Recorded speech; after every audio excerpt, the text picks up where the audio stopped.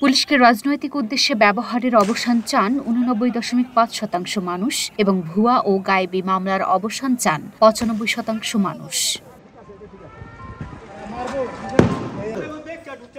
মঙ্গলবার স্বরাষ্ট্র মন্ত্রণালয়ের জনসংযোগ বিভাগ প্রকাশিত কেমন পুলিশ চাই শীর্ষক জরিপের ফল বিশ্লেষণে এ তথ্য পাওয়া গেছে।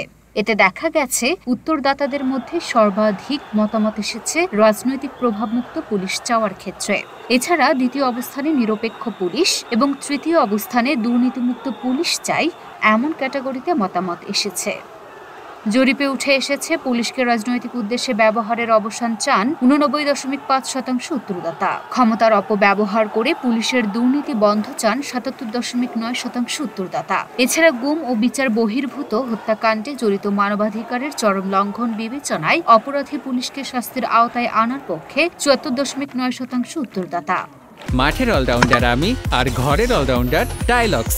টাইলক্স টয়লেট ক্লিনার, ক্লিন মানেই টাইলক্স।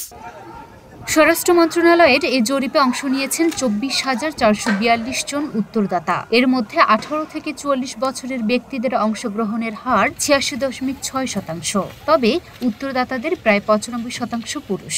উত্তরদাতাদের মধ্যে চাকুরিজীবী 36.4%, ছাত্র 27.2%, ব্যবসায়ী 7.6%।